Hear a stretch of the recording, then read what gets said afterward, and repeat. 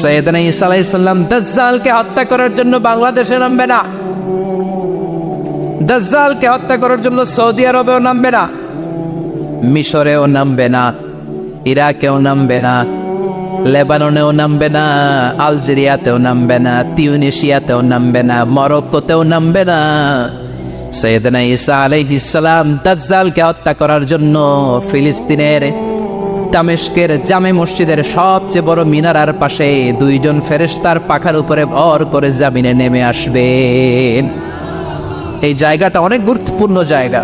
আল্লাহ বলেছেন বারাক না হাওলা, এই পুরো এলাকাটাকে আমি বরকত দিয়ে ছেয়ে দিয়েছি। পড়েন আল্লাহু আকবার। আবার এই জায়গায় বিশাল একটা যুদ্ধ হবে। ফিলিস্তিনের একটা শহর আছে আল গৌতা, এই গৌতা শহরে মুসলমানদের কেন্দ্রবিন্দু হবে। কিয়ামতের আগ দিয়ে যা যা ঘটবে সব এই ফিলিস্তিনে ঘটবে।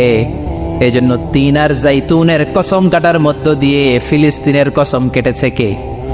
এই ফিলিস্তিনের বাইতুল লাহাম, যেটাকে বলে বেথেলহাম, এই বেথেলহাম সিটিতে ঈসা আলাইহিস সালামের জন্ম। সুবহানাল্লাহ পড়েন। বেথেলহাম শহরে ঈসা আলাইহিস সালামের জন্ম। তার মানে আল্লাহ ঈসা নবীর জন্মস্থানের কসম কাটলেন।